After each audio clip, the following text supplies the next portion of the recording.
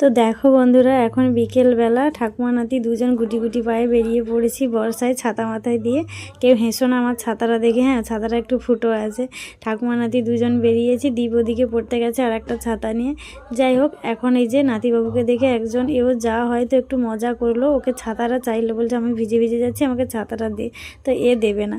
যাই হোক, এখন ঠাকুমা নাতি দুজন গুটি গুটি পায়ে এগিয়ে যাচ্ছি। আবার ষাঁড় সামনের দিকে, দেখো ষাঁড়কে তাড়িয়ে তাড়িয়ে যাচ্ছি। এদিকে অর্ণবকে বললাম একটু মানে মোবাইলের দিকে তাকা, ক্যামেরার দিকে একটু দেখাই তোকে, তাই জন্য দাঁড়িয়ে দেখালো। ভালো লাগছে না দেখো, গুটি গুটি পায়ে বেশ হাঁটছে।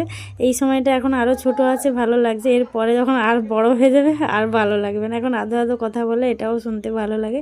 তো এখন বর্ষায় ছাতা মাথায় দিয়ে এলাম জেঠুর ঘরে, দেখতেই পাচ্ছ। তো এখানে হচ্ছে রথ বানানো। তো শান্তনুর জন্য আগের রথে মানে তেমন কেউ বানিয়ে দিতে পারেনি, তো সে এই জন্য এই রথে অনেকেই লেগেছে রথটা বানানোর জন্য। তো এটা হচ্ছে আবার তার পরের দিন আমি এসেছিলাম, ওর রথে একটু আলপনা করে দিলাম। আর এটা হচ্ছে আমার আর একজন ঝিয়ারির, তার রথ। এখন বাড়ি যাচ্ছি, তো পুরো রথটা দুজনের তোমাদের পরের ভিডিওতে দেখাবো। তো চলো বিকেলে দেখাবো।